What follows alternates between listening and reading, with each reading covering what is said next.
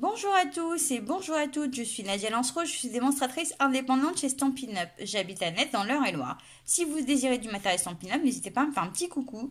J'ai ma boutique en ligne que vous pouvez retrouver sur mon blog www.desirdescrap.fr. Si vous commandez sur le mois de décembre, n'oubliez pas d'ajouter le code hôtesse du mois pour une commande inférieure à 200 € et vous recevrez le mois suivant une enveloppe surprise de ma part. Aujourd'hui, je vous propose de réaliser ces petites boîtes. Toujours pour mes Ferrero Rocher, pour celles qui m'ont déjà suivi il n'y a pas très longtemps, j'ai fait une boîte aussi pour Ferrero à l'unité, en fait, individuelle, pardon.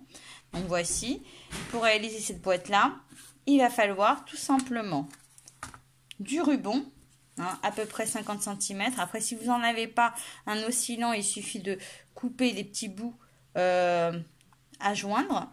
Donc voilà, il vous faut 4 morceaux de papier design qui font 3,2 par 3,2 tout simplement, et une feuille unie qui fait 10,5 par 14 cm. Pour commencer, je vais me servir de mon coupe-papier et faire mes mesures. Hop, donc je mets mon coupe-papier et là sur les 10,5 cm je vais marquer des plis. Le premier pli se fait à 3,5, donc je me mets dans ce sens-là pour les 3,5 pour être à l'aise et que mon papier tienne bien sur la réglette. 3,5 de ce côté-là. Donc je vais tourner dans ce sens-là pour avoir mes 3,5 de ce côté-là. Donc quand je mesure, c'est là. Et je vais avancer à 7 cm. Et je remarque un pli. Je me tourne dans l'autre sens. Donc sur les 14 et je vais faire des plis tous les 3,5 cm. Donc 3,5 de ce côté là, mais je n'oublie pas de le retourner qu'il soit plutôt sur ma gauche. Comme ça il suffit d'avancer et me mettre à 7 cm. Hop, 10,5 et il me reste 3,5 de ce côté là. Donc voilà, on obtient tous les traits comme ça. Donc, sur les 14 cm, un pli à 3,5, 7 et 10,5. Sur les 10,5, un pli à 3,5 et à 7. Ensuite, ce que je vais venir faire, c'est que je vais venir couper les angles comme ça. Un là, pareil de ce côté-là, et ceux d'en bas.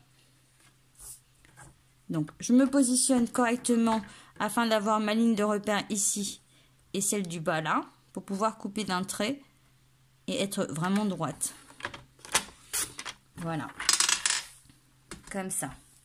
Je me tourne, je fais pareil de ce côté là. Hop, pareil en bas.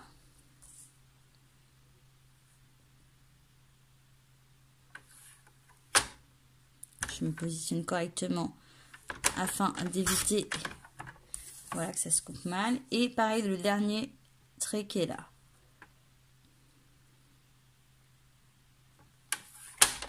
Voilà. Une fois que j'ai obtenu ça, ceci, hop. Voilà. Ce que je vais venir faire, c'est, je me mets dans ce sens-là. Et je vais venir de ce point-là, couper dans ce sens-là. Je ne sais pas si vous allez vous rendre compte. Donc, de ce point-là à ce point-là et de ce point-là au plus bas. Pareil en haut.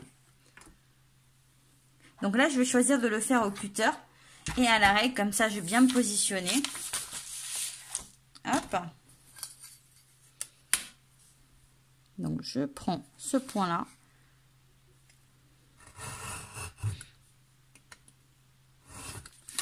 Voilà. Pareil, de ce côté-là. J'obtiens ceci déjà comme ça. Et je vais faire pareil de ce côté-là. Donc, je me retourne.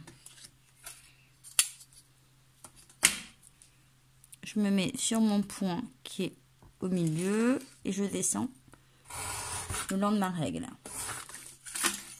Et pareil. Oups. Voilà. Et pareil de ce côté-là.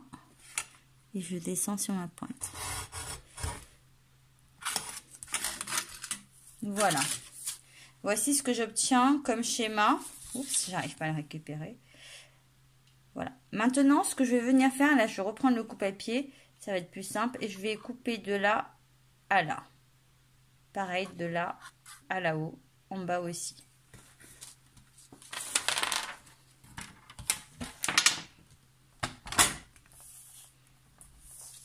Donc là, je me positionne dessus.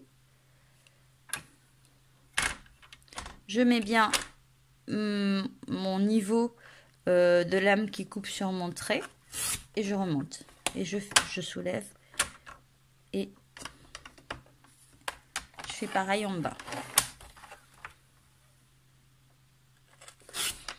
Voilà.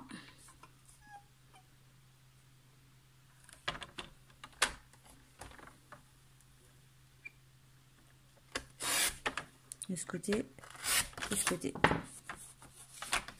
Et voici comment ça se coupe. Donc maintenant, il suffit de marquer les plis.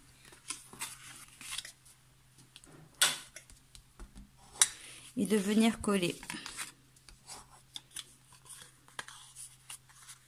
Voilà.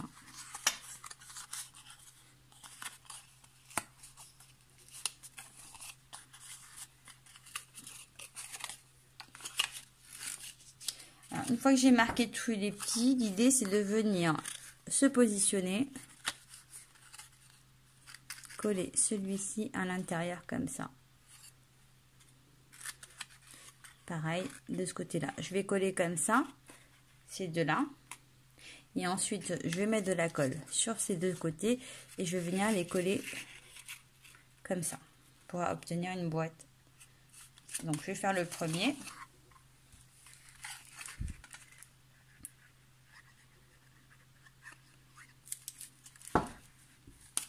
Alors, quand il y en a trop, n'hésitez pas de racler un petit peu, hein, afin qu'il y en ait partout.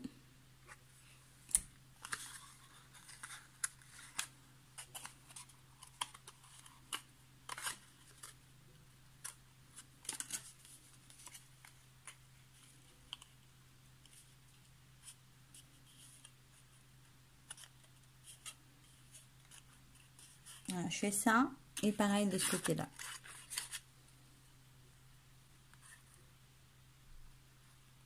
Voilà, une fois que le collage est terminé, on va venir prendre ici. Voilà ma boîte, hein. Elle est toute mimi, toute petite comme ça, petit cube. Vous allez voir pour la suite. Donc là, ce que je vais venir faire, c'est poser un petit Ferrero Rocher à l'intérieur en le maintenant avec un Glue Dots que vous retrouverez dans le grand catalogue. Hop.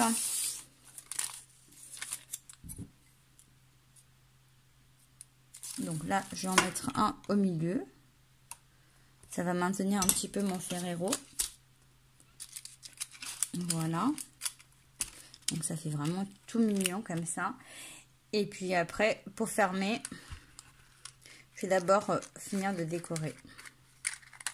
Donc mes trois petits papiers qui font ici 3,3 par 3,3. Donc ici j'en mets un. Donc là, ça permet vraiment aussi de récupérer les chutes de papier, hein, puisque c'est des petits morceaux. Je vais mettre un derrière. Donc ensuite, il va m'en rester deux que je vais venir couper dans la diagonale. Hein.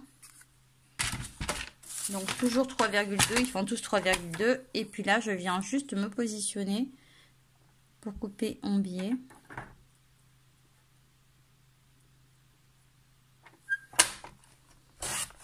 Voilà. Et c'est ce que je vais venir coller ici, sur les côtés. Donc une fois tous les papiers collés, donc on voit bien ici, hop, ça fait super mignon. Je vais venir mettre mon ruban autour. Donc là, il va tout simplement falloir venir fermer la boîte. Hop, je fais... C'est tout petit, c'est tout mignon. Avec un petit ruban.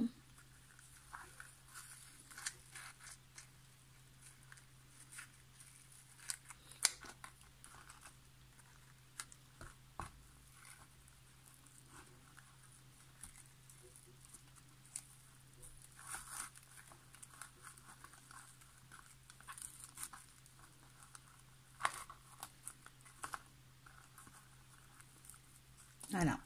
Et c'est fini. On va couper ce qu'il reste.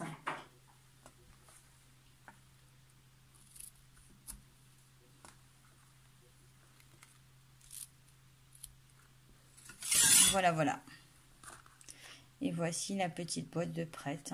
Encore une de plus. Donc ici, moi, sur celle-ci, j'en ai une où j'ai mis du papier. Vous pouvez bloquer le ruban avec du papier. Donc après, quand on ouvre, comme ça permet de maintenir le ruban en dessous, d'ouvrir et d'avoir le petit chocolat ici. J'espère que ce petit tuto rapide vous aura plu. N'hésitez pas à mettre un petit message. Moi, je vous fais de gros bisous et je vous dis à très vite. Ciao!